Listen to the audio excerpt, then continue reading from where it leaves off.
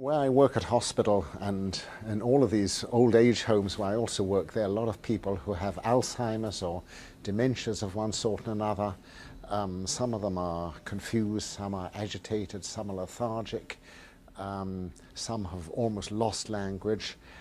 but all of them, without exception, respond to music, especially to old songs and songs they've once known, and these seem to touch springs of memory and emotion which may be completely inaccessible to them. And it's most amazing to see people who are out of it and dull sort of suddenly respond to a music therapist and to a familiar song, and first they will smile and then perhaps start to keep time, and then they will join in and sort of regain that part, that time of their lives and that identity they had when they first heard the song. So it's almost an amazing thing to see and, of course, to experience. And that sort of lucidity and pleasure can last for hours afterwards. A common thing in Alzheimer's is to lose one's memory for events,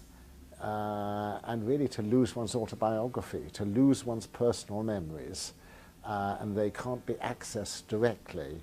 but personal memories are embedded to some extent in things like music, and especially in songs which one knew or which one learnt, and especially songs one sang. And so the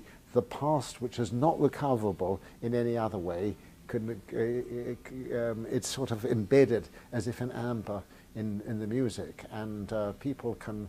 regain a sense of identity, at least for a while. One doesn't have to be especially musical to respond to music, to recognize music, to react to music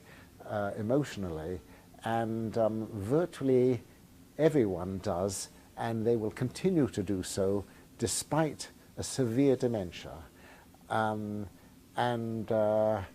in a severe dementia, one may have lost the power of language, one may have lost most of one's event memory, so one can remember very little of one's past, but one will always remember songs one has heard and sung and familiar music. And